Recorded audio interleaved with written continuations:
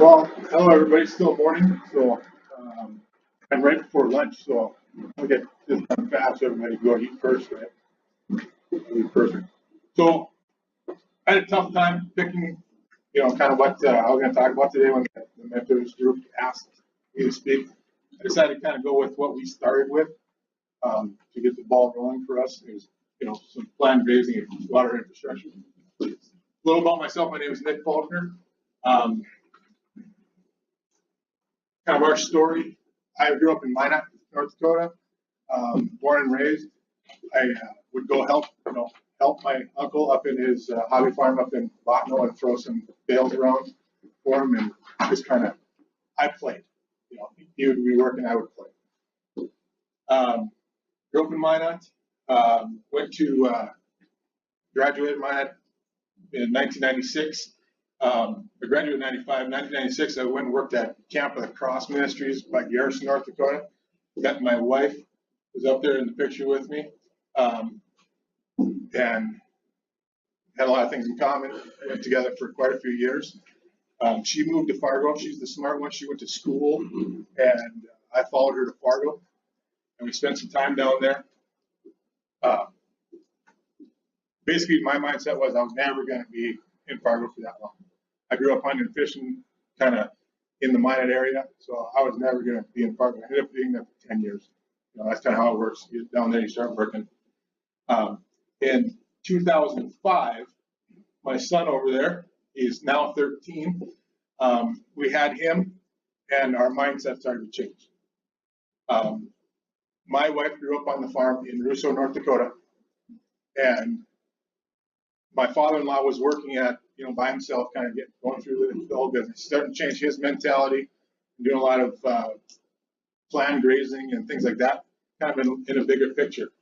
We started listening to what he had to say. He talked about a lot of nutrition with the cattle that he was raising, things like that, and it started to really make our mindset change, how we wanted to raise our family and how we wanted to live.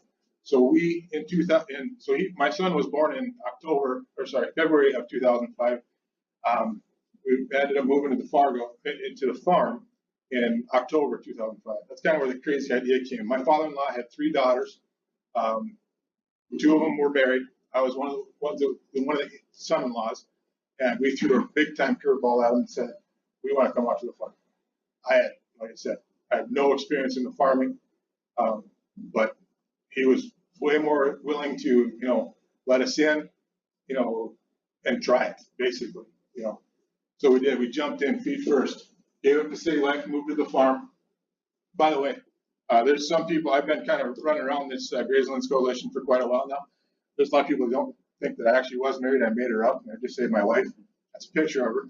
And 2 kids. Photoshop is awesome.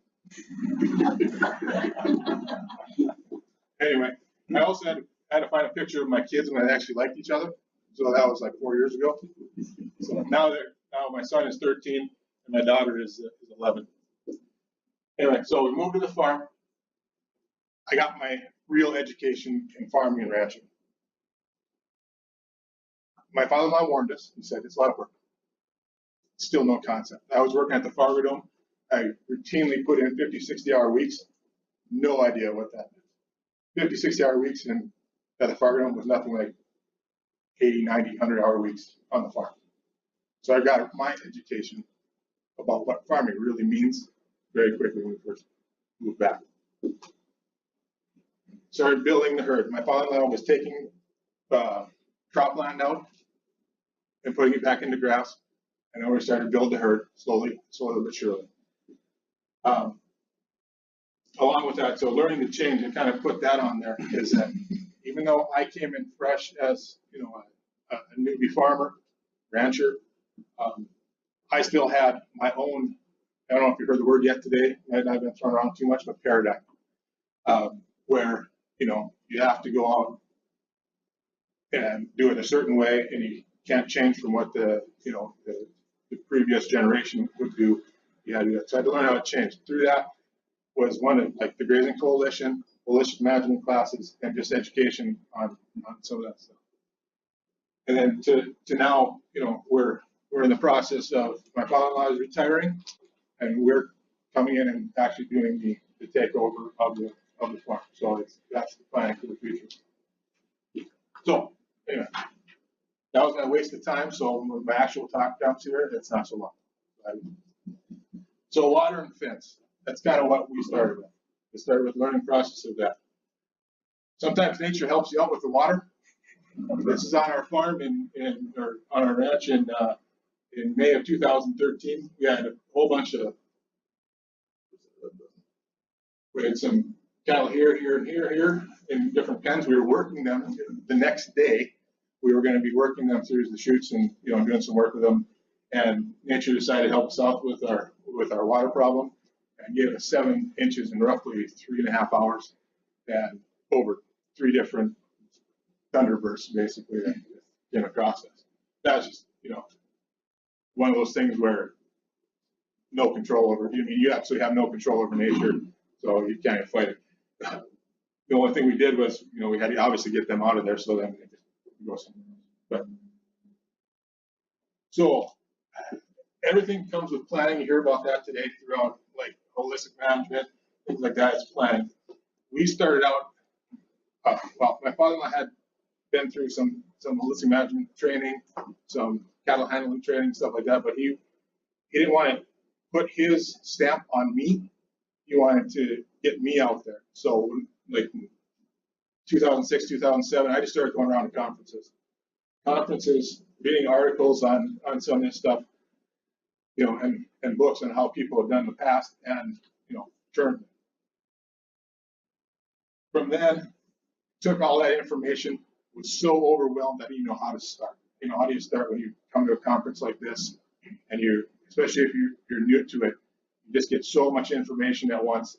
You gotta figure out somewhere to start. So we started taking some of the land that he already broken down into smaller paddocks, and we started mapping out our plan for that by going onto the land, knowing exactly how it moved and flowed and how water moved and stuff like that. Maps, of course, through Google Maps or satellites, stuff like that. That's very helpful for our planning process. And we also measure. I mean, we would literally go with the measuring tool and see where we wanted to go and go from there. So then we get the education, mapping out the plan in our minds and on maps and how we want to do it. And then, we had to find the money. And I want to talk about this a little bit because, or they talked about it a little bit earlier, but some of the things that we've used is equip, Game and Fish, Ducks Unlimited, and however many more there are, to utilize that stuff.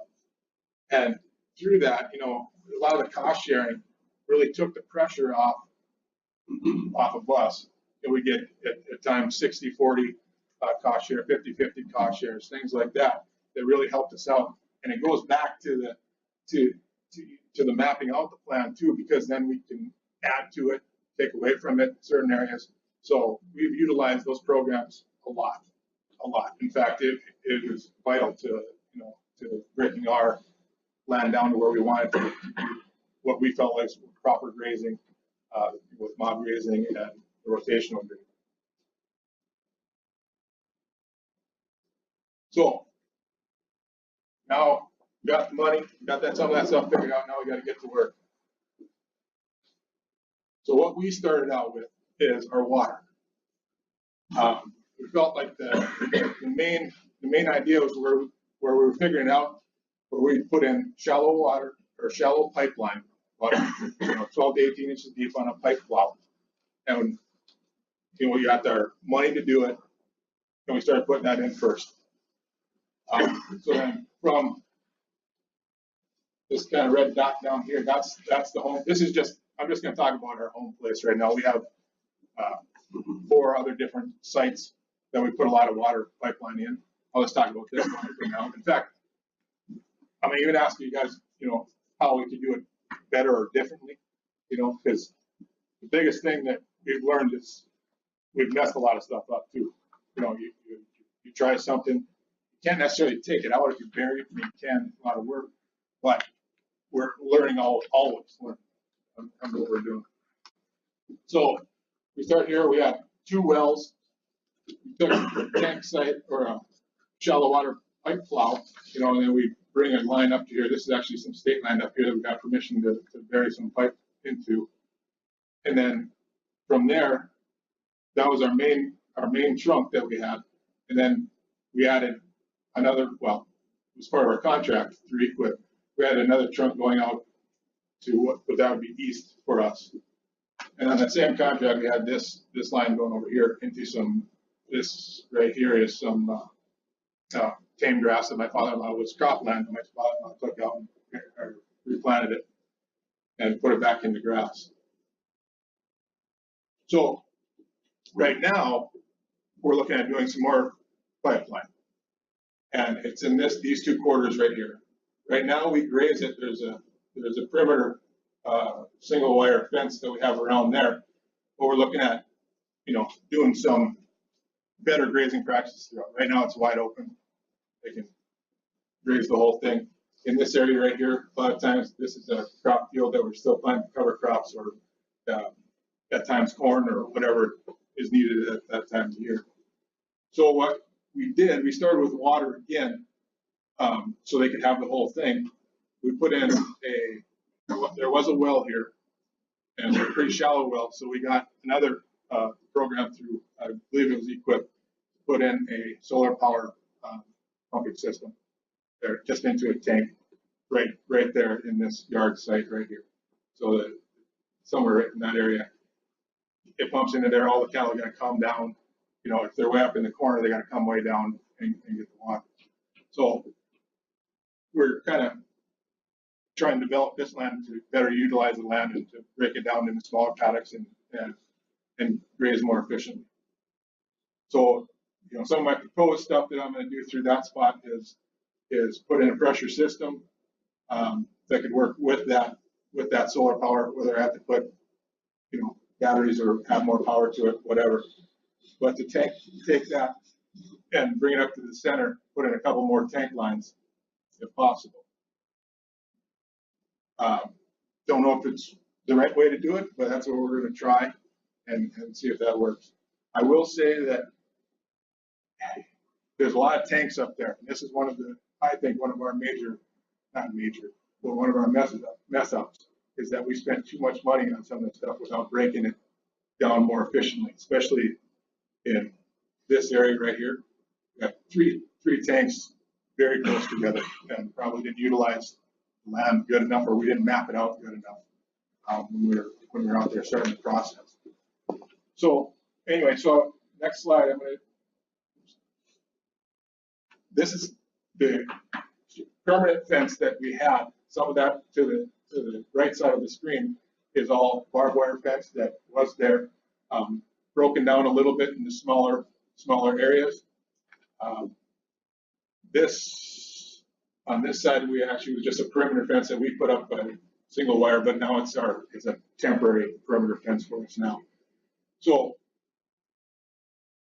when we first got into the contracts, we had to put up, you know, the pipeline and also the cross fencing that we had as part of the contract. So what we did on this original stuff, this is how we kind of broke it down. And a lot of you guys have seen a lot of these breakdowns and stuff like that. There's, you know, a lot of it has to do with the way the land, you know, rolls out. So like in this area, that's more or less a wagon wheel that comes out from a, you know, center spur, and then, but that tank wasn't actually an old windmill, so our tank was there. So that's kind of where we based it off of to break that one down. And again, see, this is where I think we kind of didn't utilize the land well enough, where we could have had a single maybe tank in the center and not use so much money to put that in. Here's a question now.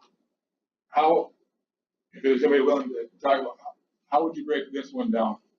Is there anything you see that might work? Is it any suggestions on how to kind of break that down? You have to put those tanks in that position. Is the land really hilly or is it fairly level? Or? It's hilly on this north end up here.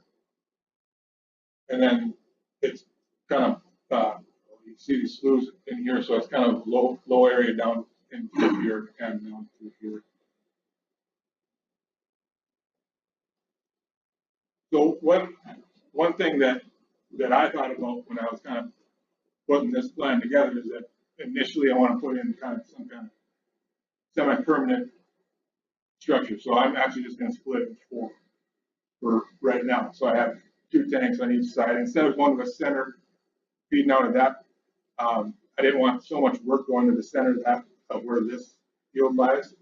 And then I'm actually, one thing I'm going to utilize is polywire and start maybe going back and forth or, at angles through some of these other spots. That's what I think is kind of nice about thinking about this stuff. There's no right or wrong way. It just may not work so well. So you have to always kind of adjust to, to any of this process. So that's where, I didn't want to show all the spots that we have and all the pipe that we put in, but I kind of wanted to talk about how this kind of system and just naturally helps with drought tolerance. So if we start, at the grazing plant, so if this is all we have, and we have cows coming from the yard, we usually calf in this that I split down with polywire. We calf here. I have many different options every year on which way to go. So like, this year I went into this field after they started calving. I bring them up into here while the rest of them were calving down here, and then we move through these, just kind of rotating them around. It hit one time, once everybody was calved, and they were all together. They started moving through the system. Now, I shouldn't say everybody, because we had other places that we'd actually haul cows to or walk cows to and calve them up in different areas. But for instance, this area we had 70 cows that were working through these systems. Now, one thing that I have learned and I have a tough time with is getting my cows together more. I still want to break them up into smaller groups and run them through. I have a tough time breaking that habit and getting into the larger mob grazing scenarios, which would be way more beneficial because even some of these paddocks, for 70 head are way too big and they're not utilizing those grasses as well. So running them through this is, it's all about timing. So I can't, they'll feed on this stuff way up here, but this stuff they haven't touched, and now my timing, or I shouldn't say timing. When I'm watching the grasses and things like that, how they're growing or how they're being eaten, I don't get very good.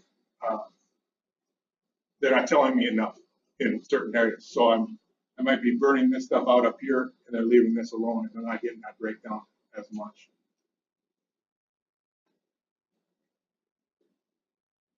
The system already From here to the right side of the screen is in.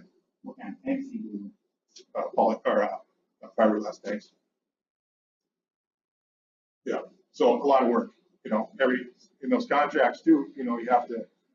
There's stipulations, which is fine, but for each tank site, you have to pound in posts or dig in posts on the corners and however they decide that you need to do it. So there's a lot of work putting in all these tank sites and things like that. So that's one thing to, when you get in the contracts and stuff and utilize some of these contracts for water and tank sites and fencing, it's really good to really map it out the way you want to see it or how you want to save yourself money in the long run, because every one of these tank sites costs us money. So I have water there. I have fresh water for the cows. They'll dump some of that fresh water every time over the dirty smoothie. But I could have used that land a little better, and then had less dollars on my pocket, for the tanks. It would be easy enough that, if that's shallow, fairly tight, you know, 18 inches, it'd be easy to dig down, put a saddle on that pipe, down the riser, so you can, if you have a tank that's on skid, or, And that's good. Remind me of that, because so this trunk line goes all the way up into the state line. I haven't built like a tank trailer, but I'll take tire tanks, pick them up with the loader, and then I do have saddles built into certain spots where I'm running that pulley where breaking that down in a certain area, so you're not crossing over that land all the time and hitting that. That's how it's working. They're lazy. They'll sit by that water and burn that area out. So I haven't made a trailer, which would be easier to kind of move around, but the tire tanks are durable enough where you can move them around to wherever you want to go. So that's helped. And that would have been, another thing that I thought of going down in this area is, you have that main trunk line, same thing. Instead of putting these tank spots in, a tire tank that you can move around or something that you can constantly shift in. You're not putting all that money into, 3 different sites that cost. I don't know the dollars. I'm not a dollar in the sense down to the exact breakdown, but it costs a lot of money out of your pocket to put up every one of the sites. Another thing I want to talk about too is there's a lot of people out there in these grazing coalitions and different grazing groups that are taking that pipeline instead of burying it, which is a cost, because we had to have the guy come in. And actually, it was a guy from Canada because it was a really team over here up front. Used him first and put in a lot of pipeline. And the guy out of Canada that he had a relationship with, that we started a relationship with, and he brings his plow down.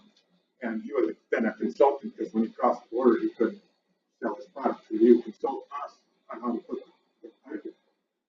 Well, that's another cost, that we have to use. And so every foot of pipe that we put in the ground, there was a cost. And I don't remember what that cost was, but he would charge us, that consulting fee, which matched up to what his, dollar per foot putting it in the ground was. Your first line was my tractor. That's right. Yeah. Then the close tanks, it was about 50 cents a foot. Then. Yeah. Yeah. So you can imagine what it would be now. And I don't even know if there's a plow like that. That plow was great. There's no. But we had our SED had an old tree planter that they turned into a pipe plow, but it couldn't handle all. I should have started with all of our pipe that we buried was 1.5 inch pipe, and come on 6,000 foot rolls. So these rolls were 12 feet wide, something like that. And this plow that he brought down from Canada could handle that. One thing that, like I said, to save on some money, and people are doing it, is they're laying their pipe on the ground and running it by fence lines where the cows won't go to electric fence. Let's say you've seen the growth underneath it. So since we started with in a lot of cases here, we started with the pipe. We could have built the fence actually around the pipe if it was over on top of the ground, and then let that grass grow over the top of it. Because every year, because it's shallow, I blow it out anyway. So whether it's 18 inches in the ground or on top of the ground, I don't know if there's much of a difference there, because all of our, all the saddles and the tank sites, everything comes up on the ground. When it starts to get cold, that freezes anyway, and that's going to be your major problems anyway. So at that, we save maybe a little bit of time in this fall when it starts freezing with that pipe in the ground, but not that much where it would really change the way we graze. I'm saying it does bring in a lot longer, being underground, but all the tank sites cause more of the issue than the pipe. How do you lay that pipe down? How does it stay in place with you? Well, yeah, like this 1.5 inch stuff. What I've seen that people will make a contour and it'll say it's heavy enough. You might have to have something like if you're making a pretty major bend, like maybe right here when we came. This is a a fence there or a gate right there. So when we came through this area and made that bend to kind of come straight, you might have to have something, maybe a post or something, that you could take out if you need to or whatever for that type to bend around. But in over the top of the ground, I think that grass that would regrow over the top of it would insulate it enough.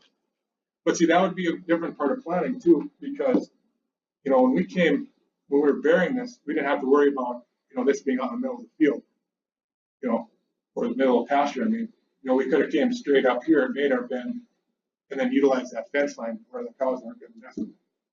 I don't think they could mess with it anyway. That stuff is so tough that they'd have to be beating on it for a long time before it's going to mess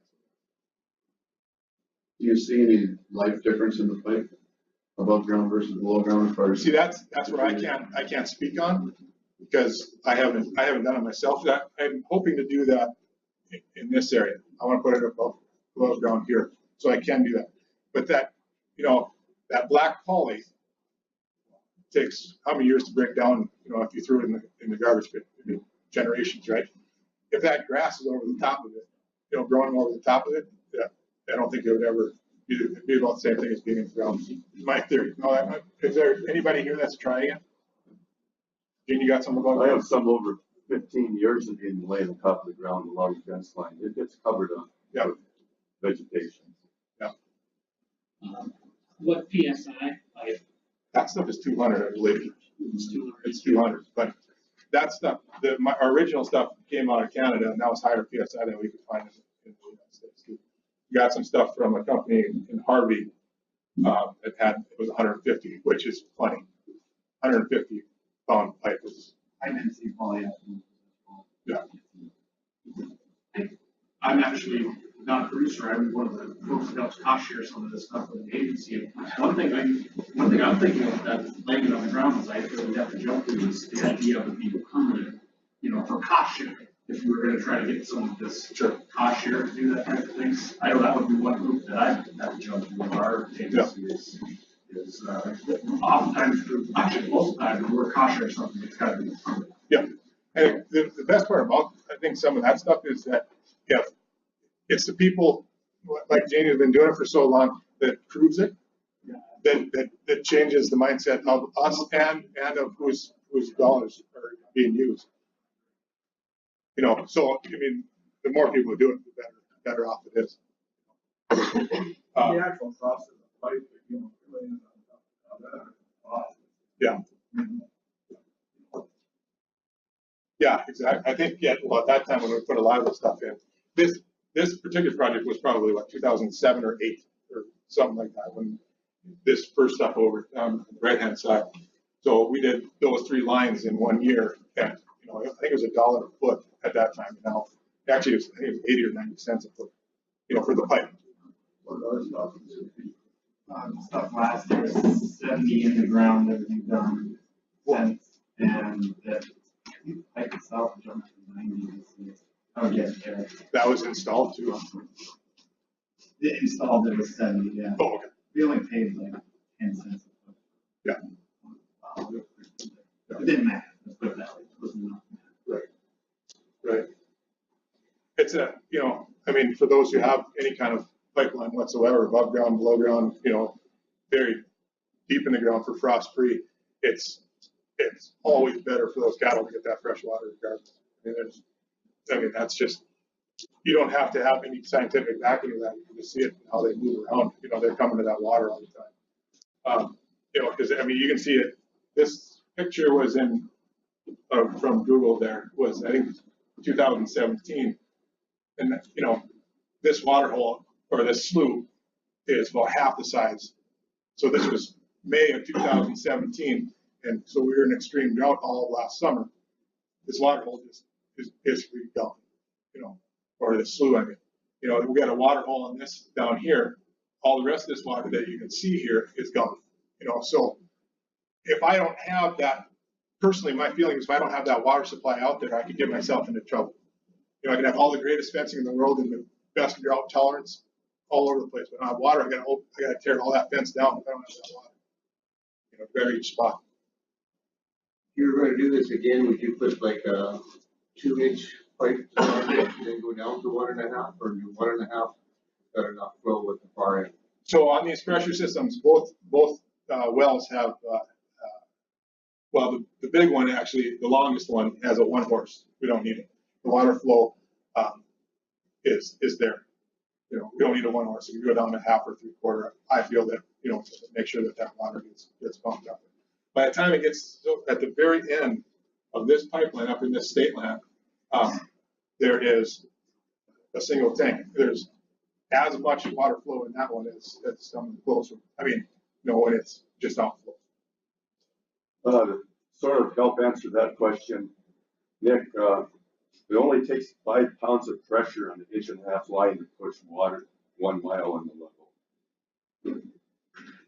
And then, you know, with a lot of this planning on this one in particular, coming straight, we just use the fence line. Well, there is a permanent fence here actually, but we use the fence line in this case. We didn't worry about contour and stuff like that. Some of our 7.5 miles north and east of us, we're into some pretty hilly stuff up there. And in that case, we ran a bunch of pipeline and we used the contour, stayed in the lower areas as much as we could, and really kind of went around things as much as possible. You know, because we go up hills and down hills and stuff like that. And we put in 1 horse motors in those. Same thing. We have one run, one pipeline run that's 2 miles long, and we have water. We have gallons of water flow at the end of that tank with that pump. It's that, you know. Also, the contour is helping in those cases. If you're going up and down a hill, you get water pumped up the hill. When it's coming back down, it's flowing harder as it comes down, and it kind of does that. You know, the whole thing. If you have pressure behind it, it's going to flow through more. What kind of gallons per minute wells do you need? For that big a pipe. For that long stretches. Greatest thing I think about the larger pipe instead of some of that, you know, like 3/4 to inch pipe that is buried a lot. I have water capacity. I'm not saying it's a whole ton, and I don't know how much gallons are in the pipeline itself. So there's water there in the pipeline going all the way out to those spots. These two in the yard, they're both well, the one on the left side is a 15 gallon a minute well, and the other one is a 10, and that keeps up just fine, especially once that pipeline is full. There's another site that we have it's like a 5 or less gallon well, and what we've done is put a big poly tank above ground, pump into that, and then from that storage tank, then we pump into our pipeline up into some hills. You know, so then we have the capacity. It's a 1,500 gallon water tank, or you know, just a poly storage tank, and we pump it through the system. So I don't know how low you have to go, or you could go. I'm not You sure. got 4 in the tanks. Make up for it. Yeah. When you've got tanks, you know, that are sharing atoms, you know, are you seeing that they're higher maintenance? Like, how's the pressure on those corners as opposed to like that middle tank there where it's just in the middle of the fence line in those little pads there? Like right here. Yeah.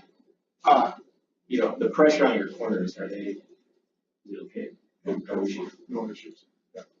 So what's nice about those 6,000 foot rolls that we were using is that we don't have any seams or splits. But if we do, like right here, this is above ground, we plug in, from the main trunk here, we plug into this trunk line off of the main sat. And then actually it kind of fights itself too, because the saddle is only 3/4. No, it's 1 inch, sorry. The saddle's 1 inch, so then we're going from 1.5 to 1 back to 1.5. We're filling the lines, but the pressure's still there, pushing them, you know, from the pressure tank, so it's filling that line up. And you got water. I should clarify too, by pressure, like cattle bodies on your fence corners, you know what I mean? Oh, I hear what you're saying. Yeah.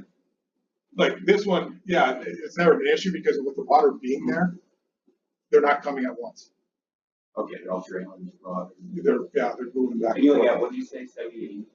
Yeah, in this system this year, that's what we were running through that. So, you know, I would say more, if I have really anything against wagon wheel, it's you're building that one spot where they always have to come to no matter what cell you're in. So that area, you know, we've built, you know, it's probably about the size of this room with a tank. They don't want to be in there if everybody's in there at once. You know, they don't want to be in there, so it's too small, but they still come in there and beat it up. And that spot's black. Yeah.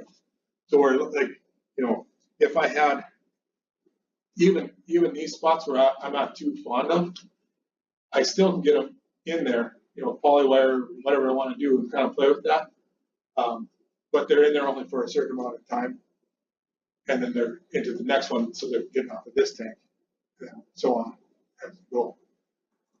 What I guess I would, if I was to do it again, and I still could do this, since I have this trunk line right here buried, what I'm thinking about doing is taking really kind of in the center and going up with an above ground pipe, north and south of it, and then utilizing those areas more. And you know, with that much water flow too, I've actually toyed around with the idea of some you can get just regular kind of garden hose style, maybe a little stronger than that you could reel up, you know, and take off a main trunk line, reel it up or reel it out, set up a portable tank, reel it back up. When you're done with that, get it out of there, get those cows off of that spot completely. So then you can kind of constantly move it. I think it was Keith Bartholomew was talking about, he does a lot of crop aftermath grazing. He uses a lot of polywire, and that's something I utilize, but not as much as I think I could, because it would really break some of these areas down. In fact, you know, this wouldn't be a bad spot. I could leave the tanks there, that's fine, but take down some of these permanent, because these are single wire, basically permanent fence that run through that. Taking some of these down and utilizing polywire and maybe secondary water pipeline above ground or whatever. So, I mean, the one thing that constantly learning is that I can't, I don't know how to say this. I have to be able to adapt to utilize that grass better.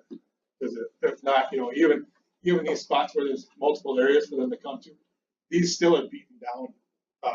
Obviously, they're beaten down here worse than they're going to be up at the top. You know, so even though the next year I get them out of there, the next year that regrowth is there. You know, even they can even beat it down to black dirt. That regrowth is there for that one. 2 minutes. 2 minutes, okay. And then up in this area, it never recovers ever. This is just beaten down to nothing. The only thing it'll grow is weeds right now. Yeah. But that's more of a permanent. Like this one, I could play with a little bit more. This one's a little tougher for me to play with, you know, to change how they're going to come, you know, back and forth. Okay, so I kind of labeled this one as so far still going.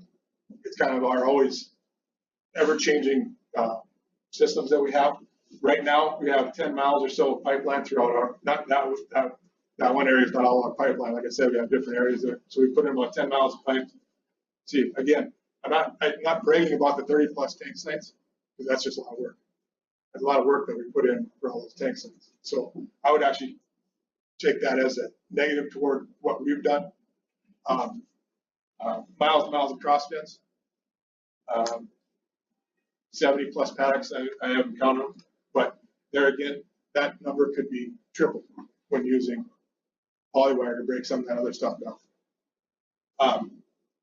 What these systems has done for us, I've probably never even said, but we run a cow-calf pair operation. We range anywhere from 250 to 300 cow-calf pair, you know, depending on what we're doing. What it has done for me doing these small paddock grazing is that it's giving me stockpiles of grass every fall or into the winter, so that I can winter them out. You know, we do a lot of bales still. One of my big hangups is trying to get rid of that hay equipment. I want to so bad. I want to so bad. It's like my biggest thing that hangs over me is all that hay equipment. because I know it's proven through a lot of these guys that will speak here today or whatever, that you can do it. The bale grazing does work. It works really well. Move those bales around in different hot spots on some of your cropland, or where, like, sorry to go back a little bit. This is our neighbors here's cropland. You can see those hot spots right there. That's nothing grows there every year. In some of these other areas where you could regenerate some of that through bale grazing by placing your bales on top of there, letting them smash that down. They eat what they eat, they waste what they waste. They do that in the pastures. It's not waste. I always do that. It's not waste. They don't litter, feeding the soil. Feeding the soil. Whatever they don't consume, they're trampling down back into the soil. Their manure is right there. They're trampling back down into the soil. It's going to regenerate. Might take a long time. This was notoriously summer fowl for 50 years. So it'd take a long time to get some of that back up, but it can be done. Because even if you put that into a cover crop or reseeded that back, you're still going to see those hot spots like that, because that's a hilltop too. So there's a couple different things. It's a hilltop. There's nothing growing there. There's no organisms there. Nothing. So anyway, bale grazing can help with that a lot. And also, what we're still using and utilizing is some no-till cover crops, for baling and grazing. So I'll kind of leave it at that. So, any questions? Yeah. I've got some producers telling me they're reluctant to use bales on crop because of the seed. Yeah. How do you deal with I know that residue problem really well because I did it to myself. I bale grazed. I thought too close together with my bales. I gave my cows too much options. I let them, in that case, I will say the word waste, because they put it down, they urinated on it, they pooped on it, and they wouldn't go back to it. I probably could have forced them with polywire to go after that stuff. I felt like I didn't need to at that time. I came back into that spring, and I seeded, well, at that time we didn't have any no-till equipment, so we were running Concord with sweeps on it. And I tell you what, it was a hard fight because I pulled through some of that stuff.